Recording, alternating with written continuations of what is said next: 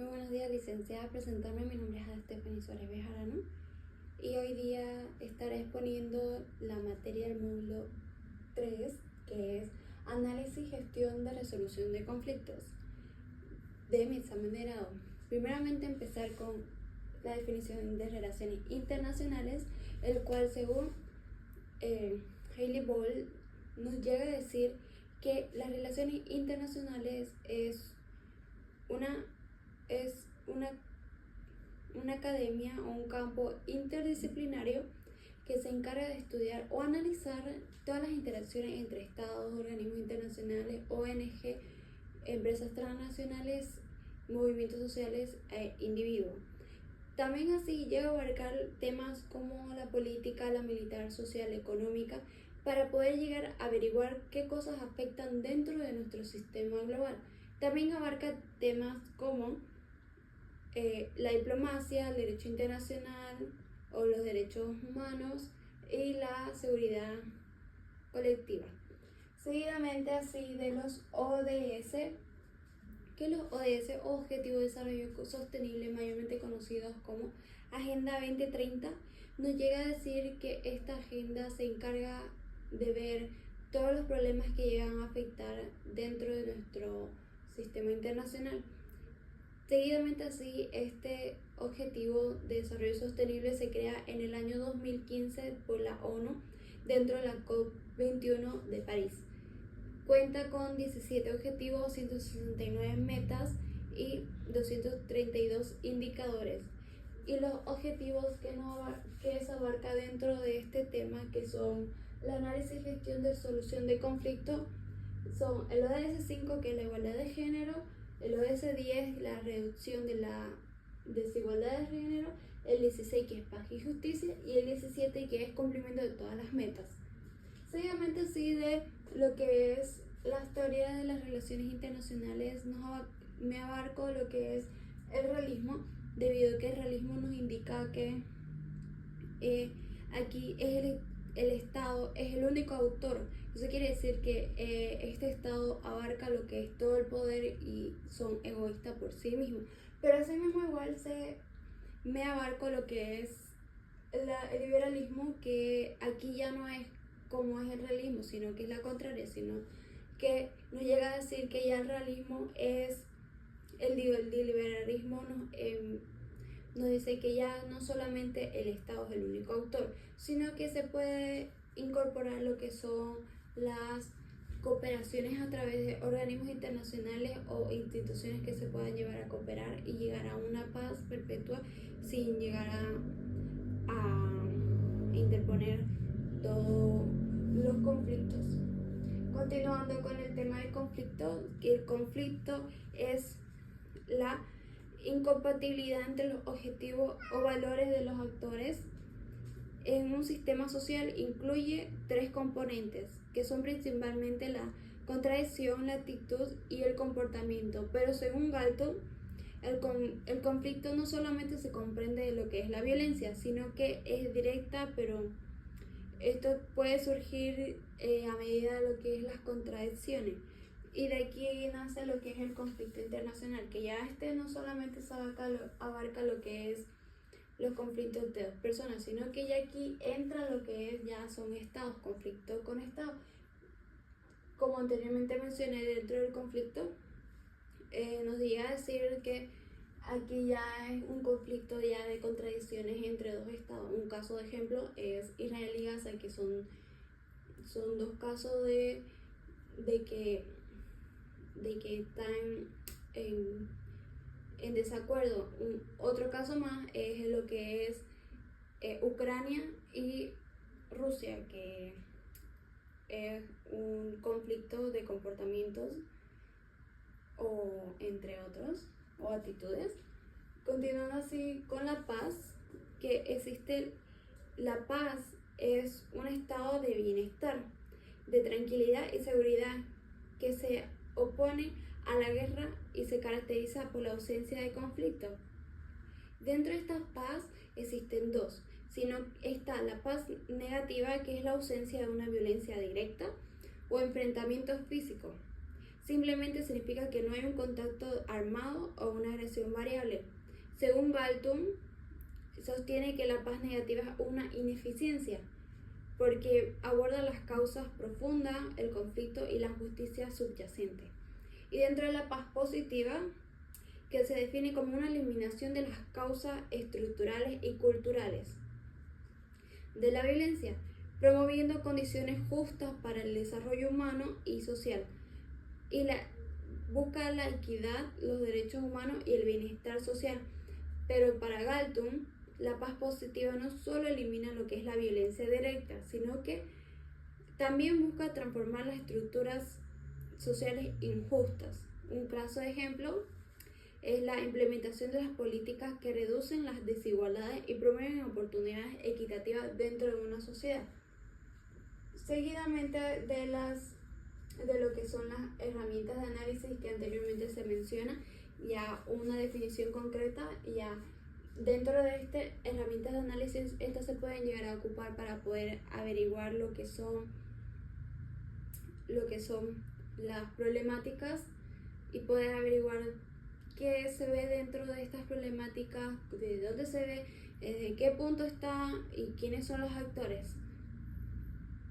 Empezando así lo que es el perfil o matriz del conflicto, que es una descripción general del conflicto. Aquí incluyen lo que es los actores, el contexto histórico, causas, dinámicas actuales, y dentro de sus objetivos es ofrecer una visión más integral del conflicto y tratar de identificar los factores históricos, políticos, sociales y económicos. También proporcionando lo que es una base de aplicar otras herramientas. Seguidamente lo que es el análisis del árbol del problema o árbol del conflicto, que son una herramienta visual que identifica las causas, las consecuencias, el problema y sus raíces. También dentro de las estructurales el problema central y los factores de desencadenamiento dentro del conflicto. También trata de identificar lo que es las posibles soluciones a partir de las raíces del problema. Seguidamente lo que es la línea del tiempo, que es la curva de Lamb, nos llega a decir que representa una cronología dentro del evento clave de este conflicto. Eso quiere decir que nos muestra el origen hasta el momento actual. También llega a comprender lo que es la evolución del conflicto, identificar los puntos débiles y los puntos más altos y actualizar las tendencias y patrones históricos. Continuando con lo que es el mapeo de actores, dentro del mapeo de actores consiste identificar y clasificar lo que son los actores involucrados dentro de este conflicto, así como sus intereses, relaciones y niveles de influencia. Eso quiere decir que trata de reconocer a los autores, las claves directos tanto como indirectos, y comprender sus intereses y raíces, visualizando las alianzas y las tendencias que están sufriendo estos actores. También continuando con lo que es el análisis de la cebolla y junto al PIB, nos llega a decir que consiste en descomponer los intereses y necesidades de los actores en tres niveles. Está la posición, que son las visibles, los intereses, que son los ocultos, y las necesidades, que son los problemas. Y también esta herramienta es complementaria a la cebolla, que es el PIB, que organiza las informaciones según las posiciones a lo que según los actores buscan sus intereses. También así, estas herramientas son fáciles de identificar a los niveles reales de los intereses de los actores. Eso quiere decir que ir más allá de sus posiciones visibles, para que solamente se visualiza de forma encima, y ver una solución duradera. También facilita el entendimiento de los actores y descubrir las áreas de convencer por una manera de negociación. Asimismo, dentro de las dimensiones del conflicto están lo que es un análisis de las etapas o fases, que está dentro del preconflicto, La crisis y negociación y post-conflicto. Esta trata de identificar lo que es una fase que encuentre dentro del conflicto y determinar los actores apropiados para cada etapa. Y también prevenir las escaladas o las relaciones del conflicto. Continuando con lo que son la resolución de conflictos, que se encuentran dentro de la cultura de paz. Estas resoluciones de conflictos se pueden utilizar dentro de todos los conflictos que van ocurriendo a través de las problemáticas, y son una manera de poder llegar a solucionar o llegar a mediar mediante ese conflicto, entre ellas empezando lo que es la mediación. La mediación se encarga de terceros y que son neutrales. Eso quiere decir que las partes toman la decisión final, que puede llegar a un acuerdo mediante de manera voluntaria. La conciliación es una conciliación que sugiere una solución a las partes y deciden aceptarla o no. Eso quiere decir que cada una de esas partes se encargarán de aceptar esas soluciones que le van a dar. Dentro del arbitraje, el arbitraje es un árbitro más neutral que aquí da temas de soluciones, y ya una de las decisiones serán tomadas por cada parte que esté ahí. Y la negociación, que ya es donde las partes llegan a resolver ya el conflicto de manera directa y sin intervenciones internas. Eso quiere decir que se toman una decisión final. Continuando así con las teorías del conflicto, que está la microcósmica.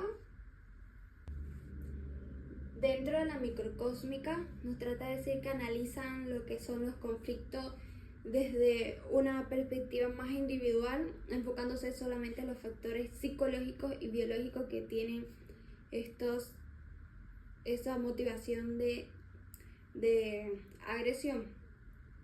Es decir, está lo que es la frustración, que es la agresión, ya la frustración que conduce a lo que es un comportamiento más animal. Eso quiere decir que lleva a lo que es una característica más agredir, y se ve mayormente dentro del imperialismo.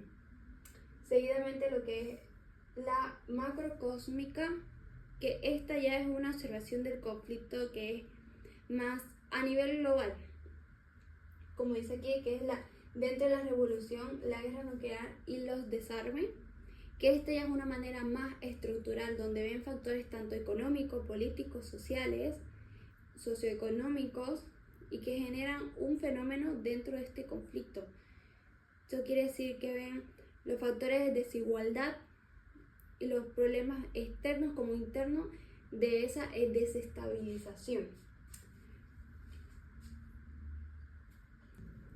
Continuando con la cultura de paz.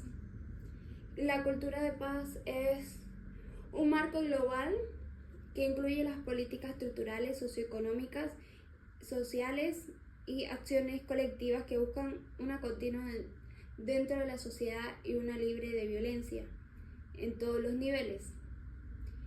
Como se dice, trata de buscar la prevención del conflicto, la construcción de la paz y los desarmes y el desarrollo sostenible, que existen también, se despliegan lo que es el R2P y la Agencia para la Paz, que estas dos son tipo de una ayuda dentro de la ONU, que se encargan de intervenir en caso de que un estado decida o se encuentre ya en una manera muy inestable, en la cual las Naciones Unidas decida intervenir dentro de este conflicto. Lo hace a través de medio del R2P y de la Agencia para la Paz, Race to Peace, que es el R2P, y continuando así lo que es la educación por la paz, que esta es se centra en lo que es los procesos educativos, tanto formales e informales, que trata de transformar lo que es la mentalidad de los individuos y comunidades, promoviendo los niveles y valores de influencia de lo que es el diálogo y la resolución de conflictos. Por ello, la aplicación mediante